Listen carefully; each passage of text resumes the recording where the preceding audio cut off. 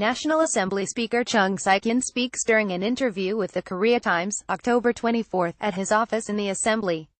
Korea Times photo by Choi Won-suk. Assembly Speaker wants to help revitalize inter-Korean talks. Choi Ha-young. National Assembly Speaker Chung Syekyun said he will deliver a message of peace when he meets United States President Donald Trump, November 8. Dialogue and diplomacy should be the only option to resolve the crisis caused by North Korea's nuclear program, although sanctions are accompanied, Chung said in an interview with the Korea Times last week. I will deliver to President Trump the Korean people's wishes for peace. The U.S. president plans to deliver a speech at the South Korean National Assembly, November 8, after arriving here the previous day. The goal of international sanctions against North Korea is to bring it back to the negotiating table. I can't agree with any kind of military option, Chung said. Chung said he is waiting for Trump's speech with great interest, as are his compatriots, because it will be a crucial moment for the two Koreas. Trump is expected to speak about the North Korean nuclear issue, the future of the Seoul-Washington alliance, and the renegotiation of the two countries' free trade agreement, he said. I'm sure his speech will show his respect for the Assembly and the Korean people, Chung said.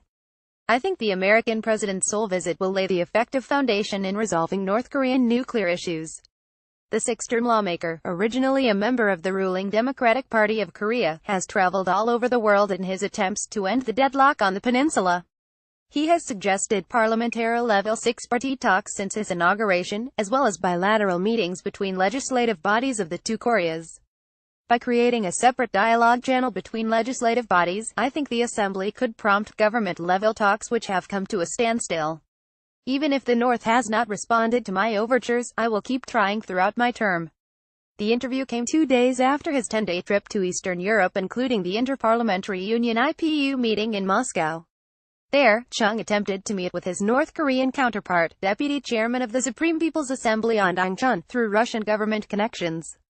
Federation Council of Russia Chairwoman Valentina Matviyenko was very active in bridging the two Koreas, but the North was seemingly unprepared to join the table, he said. From September 22 to 30 in the third MIKTA Speakers Consultation, held in Istanbul, Turkey, the Assembly Speaker put his emphasis on peace on the Korean peninsula. Throughout the meetings with parliamentary speakers and high-ranking officials, I explained Seoul's North Korea policy, the necessity of sanctions and peaceful resolution through dialogue, and asked for their cooperation. I've also expanded international common ground on Seoul's initiatives, by bilateral meetings with parliamentary speakers from Uzbekistan, Australia, Turkey, Russia, India, Vietnam, Kazakhstan, Mexico, Iran, Poland and Slovakia. Chung lauded the Iran nuclear deal in his speech in New York in September last year, as a meaningful precedent in handling nuclear threats. If the Iran deal had worked well, it would have been a good reference in solving the North Korean nuclear problem. It's quite regretful the deal has been undermined. In addition to diplomatic efforts, he underlined the importance of national security in line with President Moon Jae-in's the three-pronged defense initiative, the Kill Chain Preemptive Strike System, the Korean Air and Missile Defense (KAMD), and the Korea Massive Punishment and Retaliation. The nation should have completed the system earlier, particularly the KAMD, to intercept incoming North Korean missiles. The Park Geun-hye government didn't do so based on the groundless espionage claim that the Kim Jong-un regime would collapse within 3 years, Chung said. National Assembly Speaker Chung Syekyun poses during an interview with the Korea Times, October 24, at his office in the Assembly. Korea Times photo by Choi Won-suk. Constitutional revision. Domestically, Chung has put his top priority on revising the Constitution.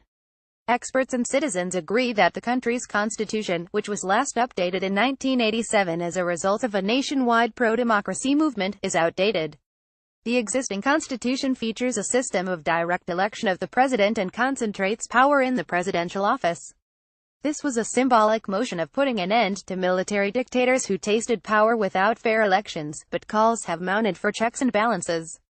The possibility of constitutional revision is the highest it's ever been. The conditions for the revision have never matured like this before, Chung said. The country has attempted revision for more than a decade, but the bid has always fallen apart. This time, the voice for decentralization of presidential power has gained momentum following the impeachment of President Park, who abused her authority. Parties have shown some dissonance in details of the envisioned constitution, but 90% of lawmakers are in favor of the revision. I believe the parties could reach an agreement in forming a united bill for constitutional amendment. Chung accentuated that the National Assembly, rather than the administration, particularly an Assembly Special Committee dedicated to designing the bill, should take the helm. President Moon said the government may put forward a separate bill for the revision if the Assembly fails to reach a consensus on the bill on time. To put the bill to a referendum in tandem with the local elections in June 2018, the bill should pass the Assembly's plenary session by May 24 next year. This means the committee should propose the bill no later than March 15 before the president makes a separate bill public. It would be more efficient to submit the government's ideas to the special committee to get lawmakers to discuss the issues in the Assembly, Chung said. It would be ideal to draw up the bill for constitutional amendment in the Assembly, based on the opinions of people from all walks of life. Another disputed issue in designing a new constitution is basic human rights. Particularly, some Christian groups are up in arms against a possible change to the phrase gender equality from equal rights for both sexes, saying this may undermine their traditions. Some are against expanding the subject of natural rights from all Korean nationals to people, a term embracing foreigners and refugees. Talks are also underway around the right to asylum to articulate the country's responsibility in welcoming refugees. Opinions are divided between those who support universal human rights and those who think the nation doesn't need to protect illegal immigrants who do not impose all sorts of duties as Korean nationals, Chung said. Korean society may find it burdensome to accept all kinds of fundamental rights. Then the new constitution should aim to introduce basic rights corresponding to international covenants on human rights. In the discussion, top priority should be formation of social consensus. The speaker has highlighted the importance of a cooperative political culture. As a result of last year's general election, the 20th Assembly features a multi-party system. The structure of the Assembly, which is unfamiliar to Koreans, has facilitated inter-party dialogue in solving politically sensitive issues. Cooperation between parties is the destiny of the 20th Assembly, Chung said. Floor leaders of four parties are my core partners in managing legislative affairs. Even if the process is not effortless, regular meetings have successfully settled down.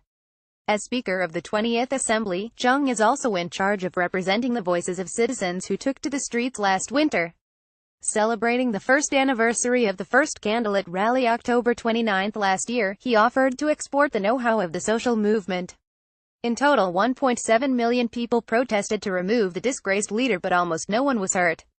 The peaceful power moved the parliament and the new government launched successfully. This unprecedented movement boasts how mature Korean democracy is, Chung said. Beyond self-praise, let's study how the rallies were organized and what the participants' strategies were. This could be a good reference for nations that are struggling to establish democracy.